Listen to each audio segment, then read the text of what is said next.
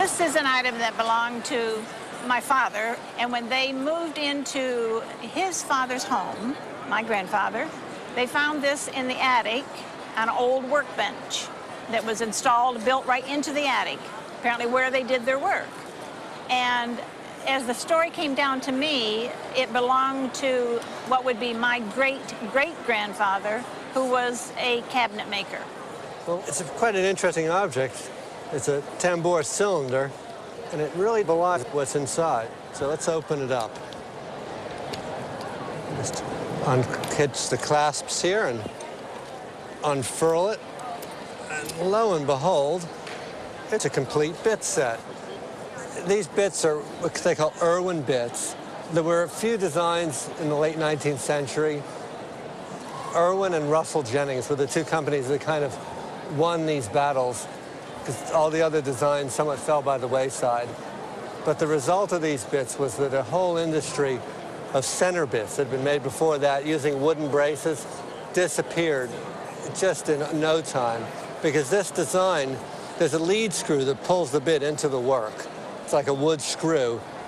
And that design changed the industry, and every craftsman wanted this type of bit. So they were important for that reason, and they're actually still made today. The quality of the new ones is nothing like these. This set of bits, in this kind of condition, is something every craftsman would want to have. The exciting story here, though, really, is what they're in.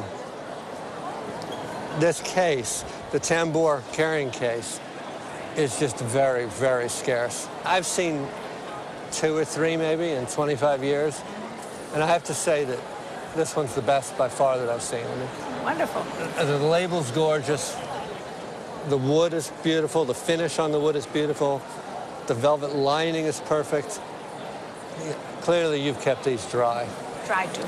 High carbon steel that is used in tools just rusts so easily. It's a fantastic set of Irwin bits. This tambour design was introduced around 1891. And again, I don't think every set of bits came in this box. This was a high-cost optional box. I would sell these bits for about $175 in this condition. It's a whole different story in this, though, and I think I would probably be able to sell them for around $800 or $900, you know, retail price in our shop. I never imagined that. I'm just so amazed that having it in the case would increase the price so much. I've got these 3 volumes of the McKinney and Hall in treaties with the Native Americans.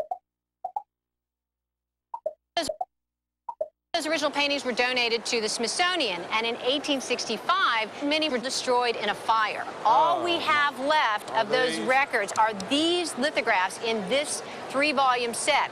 It's been reprinted many, many times, but you've got the first edition.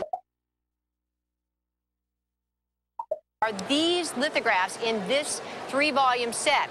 It's been reprinted many, many times, but you've got the first edition. You've got it in its original form. This is the original cloth cover for the book, which means it's not been rebound or cut down. So they're just gorgeous. The plates are clean. There's hardly any damage, foxing inside. It's just a beautiful, beautiful set. This is a popular book. It comes up at auction, and I can tell you the last couple of times I've sat this nice sold at auction, sold for about $70,000. Oh, my so goodness. I would put an auction estimate on this 3-volume set of $70,000 to $90,000.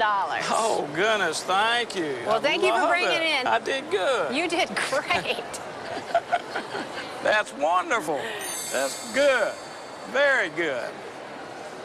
It's pretty.